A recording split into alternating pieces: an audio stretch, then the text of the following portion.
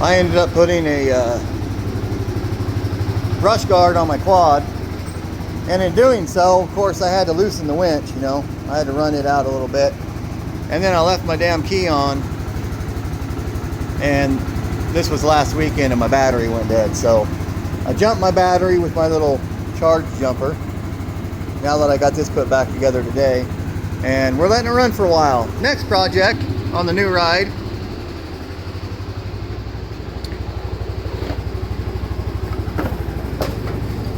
putting some stuff in. I'm also putting in a gauge that goes right here.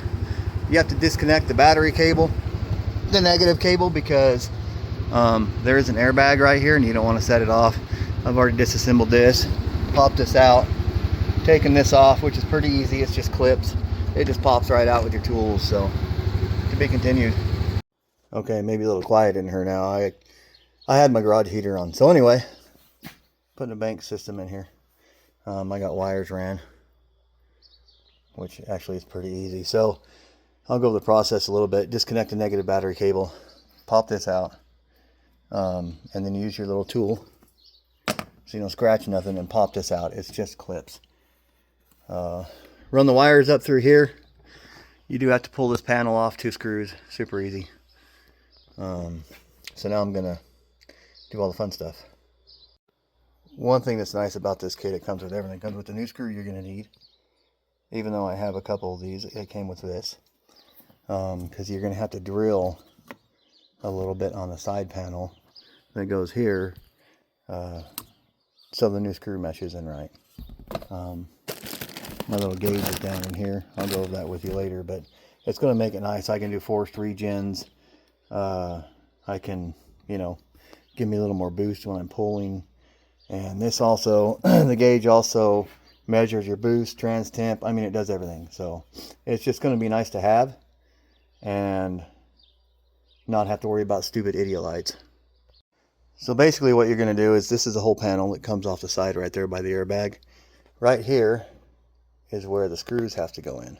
Not the screws, sorry, the wire. So we're going to drill that out. So we got the hole drilled out. Now you only have to drill that hole big enough for the biggest plug, which is that one there. This one is smaller.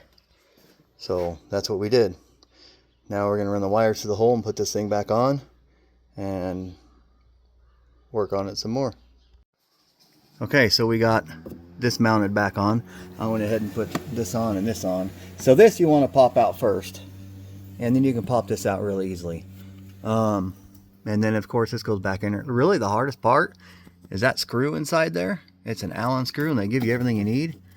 That's about the hardest part of this whole situation. So what we're going to go ahead and do is, we got our gauge here, and you have the 6-prong and a 4-prong, and you're going to plug those in where they go, and then we'll move down here to the bottom.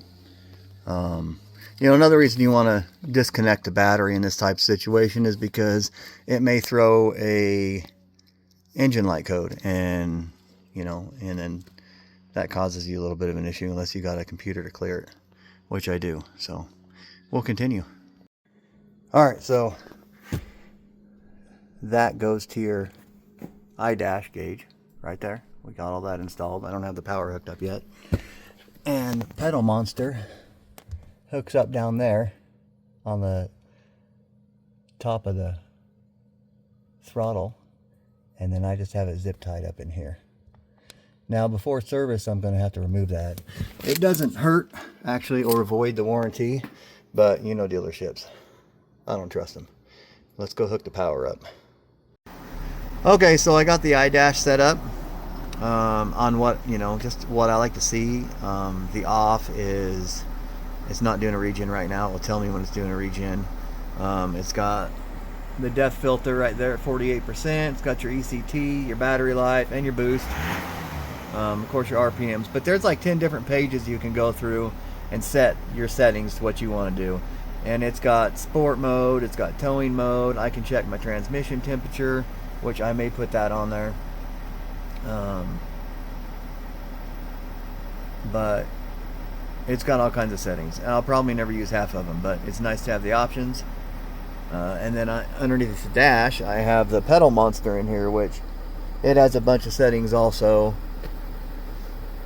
So when I'm towing, I can, you know, have less lag, more power. Not that this thing doesn't have enough power, but I like to be able to play with it, you know what I mean? But super nice truck.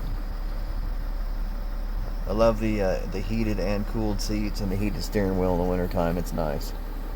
So, anyway, that's installed. I'm going to shut this thing off and go in and have some lunch.